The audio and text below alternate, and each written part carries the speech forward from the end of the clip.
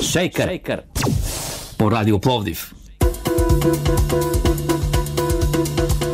Ами да, продължаваме напред с пълна сила. 9:05 минути почти. 632-400, код за Пловдив 032. Красимир Куковски, музикален редактор и тон режисьор. Аз съм Дора Башакова. Отворихме дума за стреса и продължаваме да се развиваме, така да се каже, тематично. Сега към нашия разговор, наш основен събеседник ще бъде Албена Паралингова. Тя е магистър по управление на човешки ресурси, сертифициран оценител на социално значими качества и треньор в обучение за социални компетенции. С нея сме правили няколко теми. Една от тези, които тя разработва активно в последната година, е именно стрес на работното място, как да почиваме ефективно на работното място между задачите, които вършим, и най-вече как и къде се отразява стреса на нашето физическо тяло и как да преодолеем тези си разположения. Естествено, всичко започва от малко по-отдалече, а именно от времето, в което живеем и условията, в които сме поставени.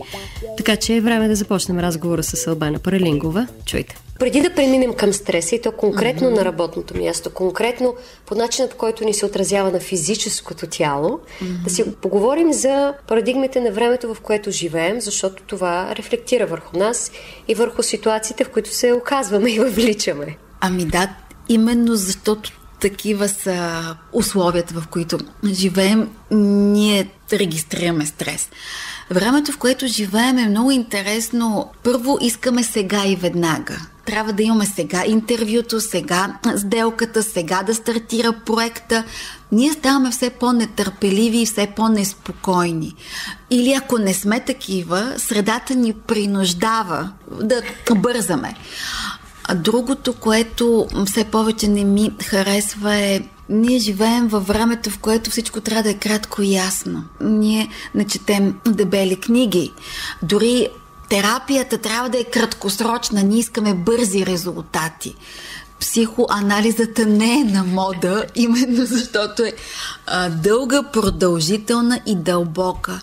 Общо взето това е времето, в което живеем на повърхността и не се задълбочаваме.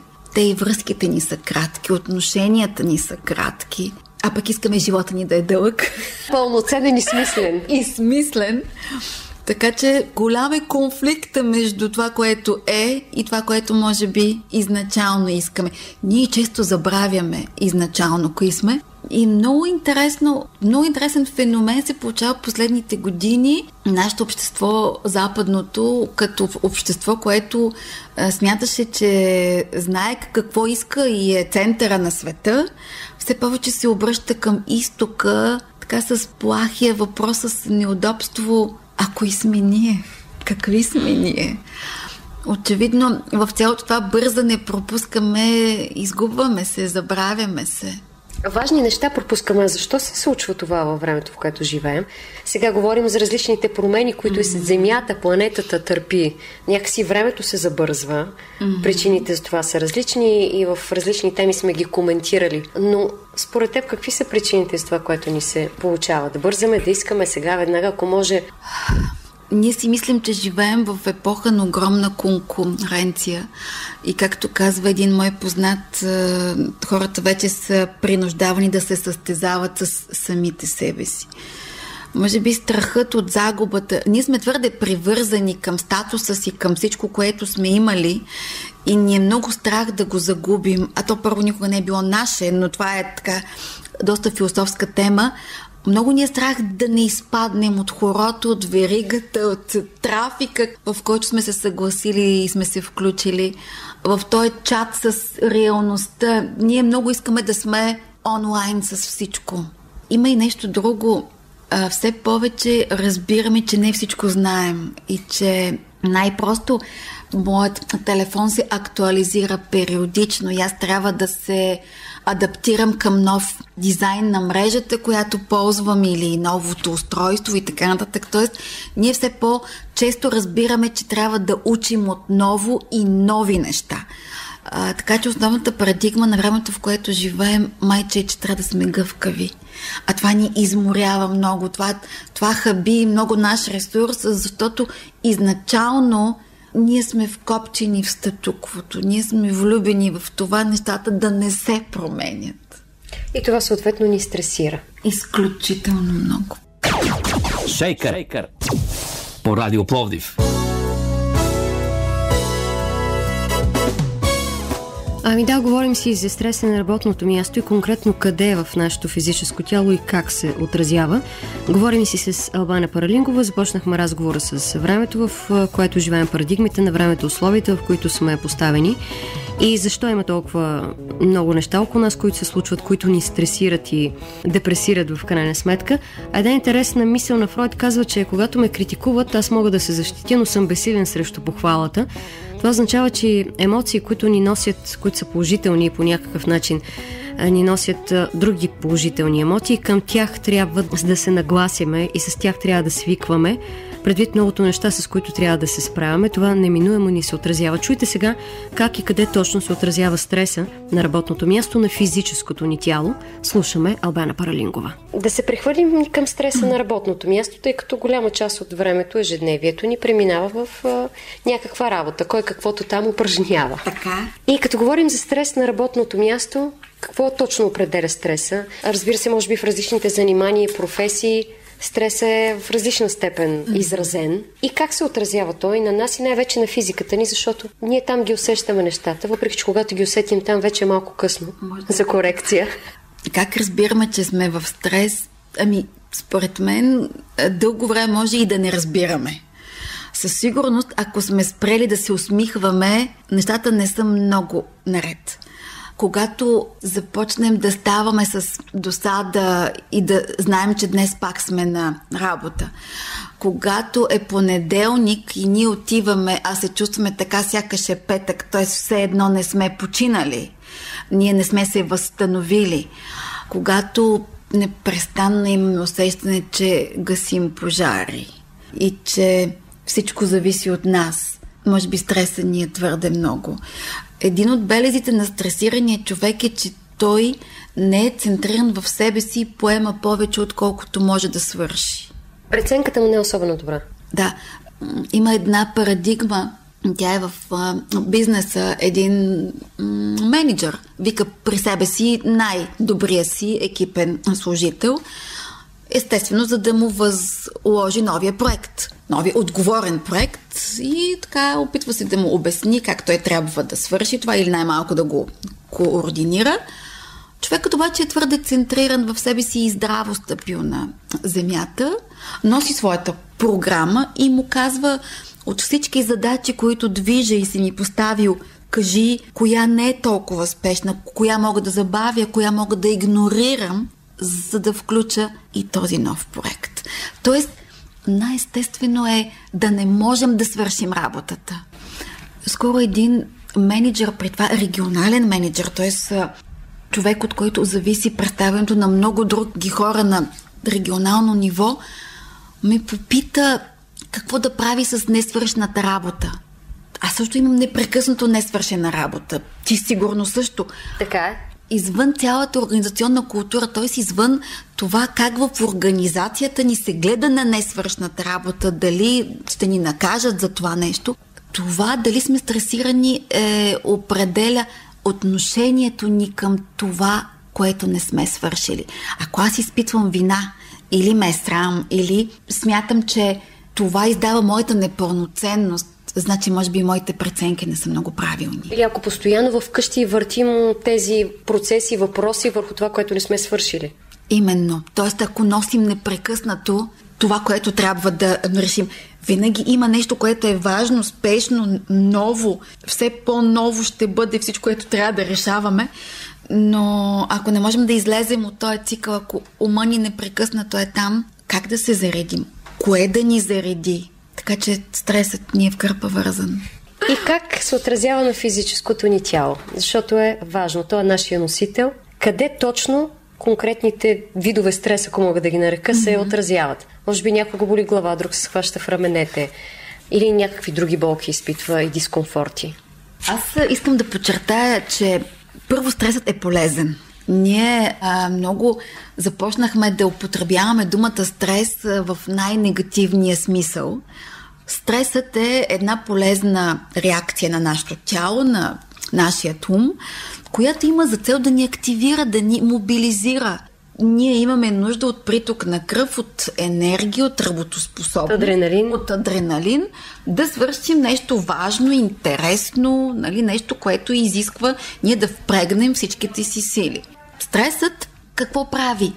Зад стомашната жлеза изсипва толкова глюкагон, че ние се чувстваме така, сякаш сме изяли няколко шоколадови десерта наведнъж и често, ако ние имаме нещо спешно, на нас не ни се яде, защото не ни минава през ум да ядем. Стресът активира нашия бозайнически мозък с командата бий се или бягай. Под въздействие на тази команда, кръвта от храносмилателния ни тракт се насочва към ръцете и краката, защото ние ще се бием или ще бягаме. Т.е. на нас ни трябват крайници и здрава основа, за да можем да стоим на презентацията, срещата и така нататък. И много други механизми, ние сме ги коментирали, които се включват. А въпросът е, когато този стрес продължи през целия ден, т.е. ние не можем да разберем, че това вече е минало, а идва и следващия проект, и другата среща, и другия клиент, и другото интервю. И ние сме непрекъснато в една бойна готовност. На педал. Всъщност, ако стресът е изтеглил кръвта от храносмилателния ни тракт, значи със сигурност ние ще страдаме от лошо храносмилане. Така че стресът се отразява много често в затлъстяване или храносмилателни проблеми. И в други аспекти ни се отразява стреса. След малко ще разберем кои. Останете с нас.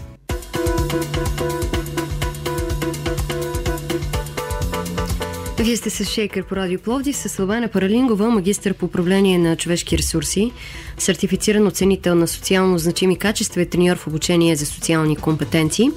Си говорим за времето, в което живеем, за стреса, как се отразява на различните части на нашето тяло или къде точно в нашата физика се отразява и по-конкретно стреса на работното място, тъй като голяма част от времето си прекарваме именно на работното място сред колеги.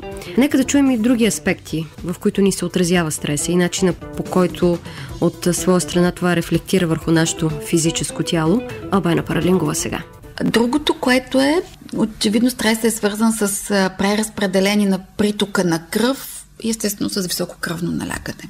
Много често ни казват, че сега като си взел тези хапчета за кръвно, трябва да ги пиеш до живот, но се оказва, че ако човек промени двигателния си режим, храносмилателният режим и начинът, по който гледа на ежедневието и работата си, той може да не е прикован към тези хапчета за кръвно, което е най-лесното и най-бързото решение, най-бързата поправка, както ги нарича Стивън Кови.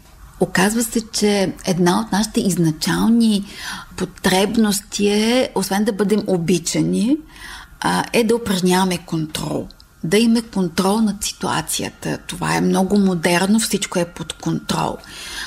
Хора, които дълго време се опитват да държат всичко под контрол, всъщност се оказва, че имат проблеми с опорно-двигателният апарат. Да не говорим, че ние отделно имаме определени принудителни пози пред компютъра или както ти сега с записващото устройство. Да, т.е. тази стереотипна поза пък кара кръвотока да ни е само в една определена посока и блокира цялото ни кръвообращение.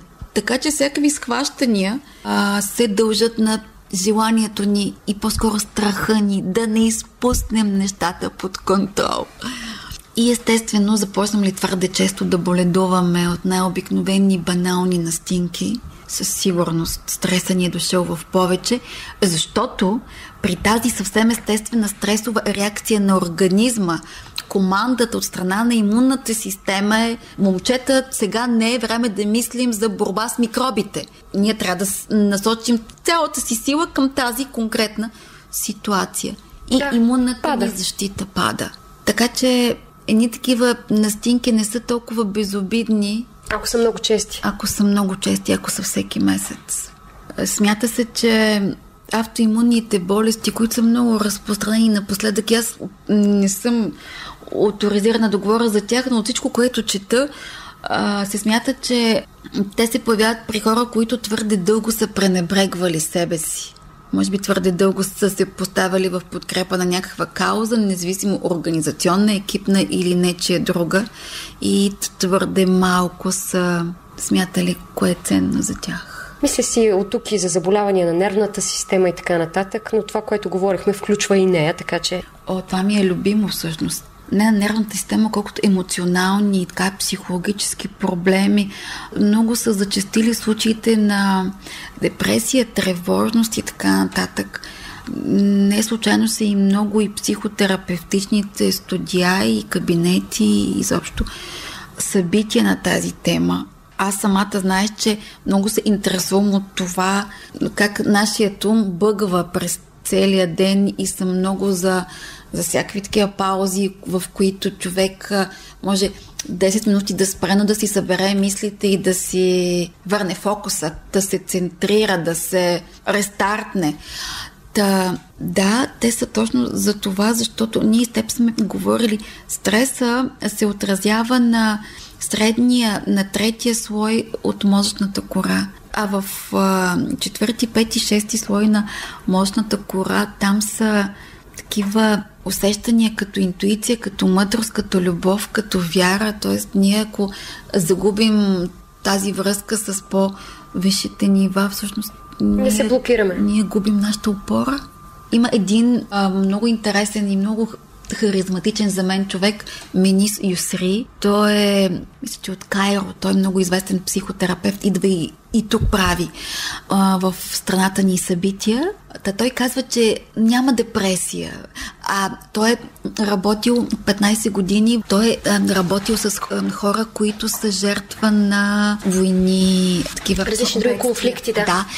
И той смята, че няма депресия, има липса на свързаност. Стреса ни отнема тая липса на свързаност със себе си, с другите, с света, с времето, в което живеем.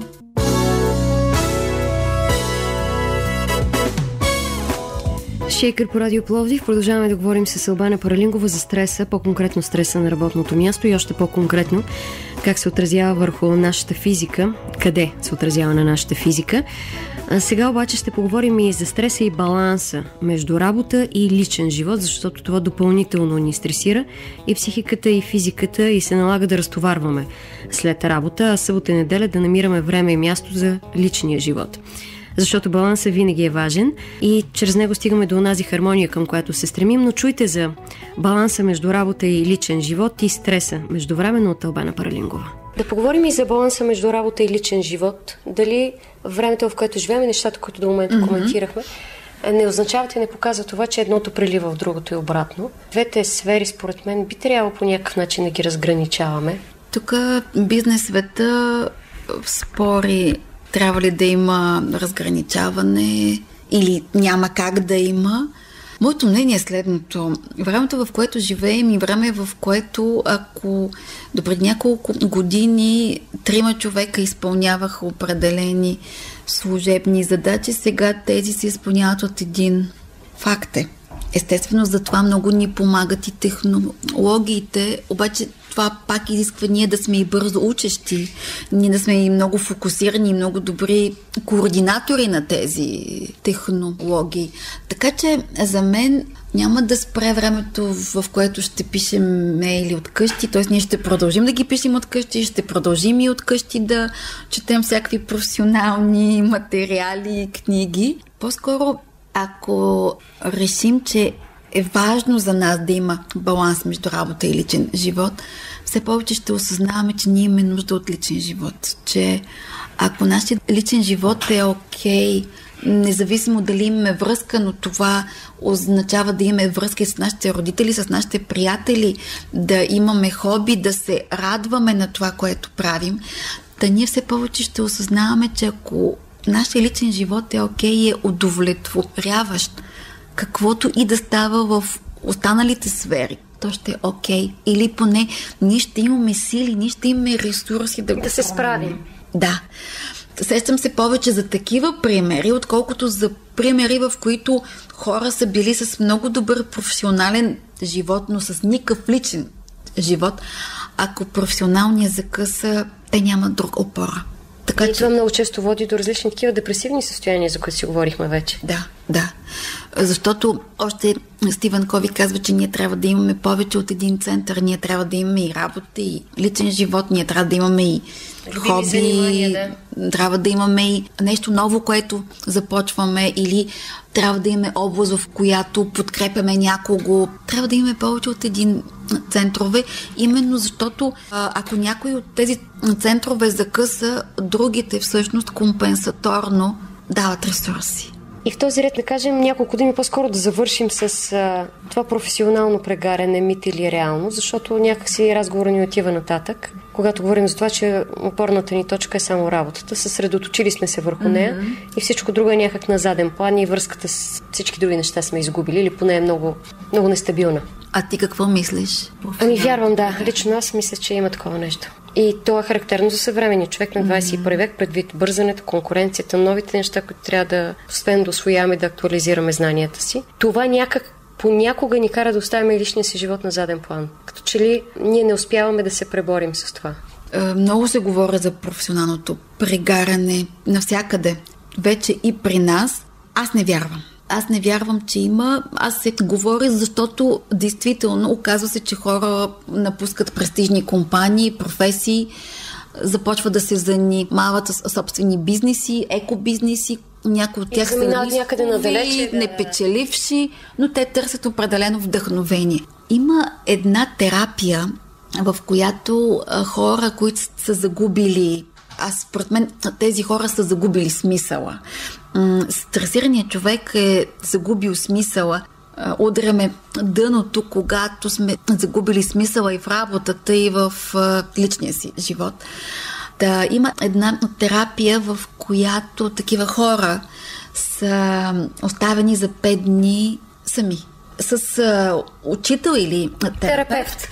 Те нямат право да говорят по телефона, да четат нищо. Интернет, абсолютно нищо. Нищо. Те могат да следват само своите мисли, могат да говорят с терапевта си или със своя учител. Българският писател Георги Господинов казва, че човек трябва да млъкне за известно време, за да чуе гласа на друг разказвач, гласа в главата си. Да, според мен, времето, в което живеем, е твърде шумно и ние не можем да чуем себе си. Ние не можем да чуем нашите истински нужди. Това, което чуваме и много често част от нашите мисли, те не са наши мисли. Това са неща, които сме прочели, мисли на други хора.